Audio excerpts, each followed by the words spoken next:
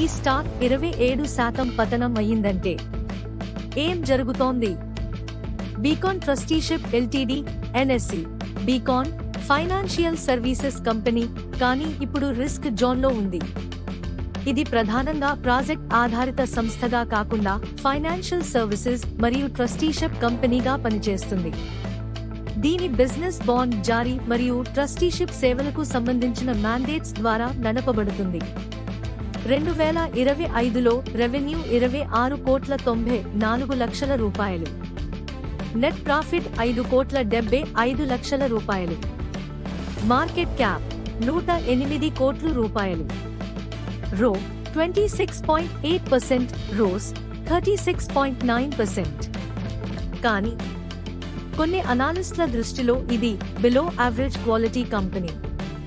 Stock రీసెంట్గా 27% పతనమైంది. Market trust లోపించింది.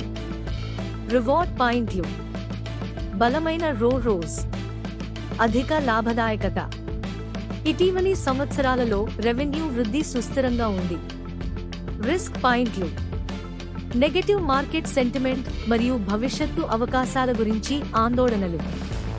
విశ్లేషకులు కంపెనీని దీర్ఘకాలికంగా సగటు నాణ్యత కంటే తక్కువగా రేట్ చేశారు. అనాలిస్ట్ కవరేజ్ తక్కువగా ఉంది. ఫైనాన్షియల్ సర్వీసెస్ సంస్థగా దీనికి ట్రెడిషనల్ ఆర్డర్ బుక్ లేదు. దీని వలన భవిష్యత్తు ఆదాయ విజిబిలిటీ తక్కువగా అంచనా వేయబడుతుంది.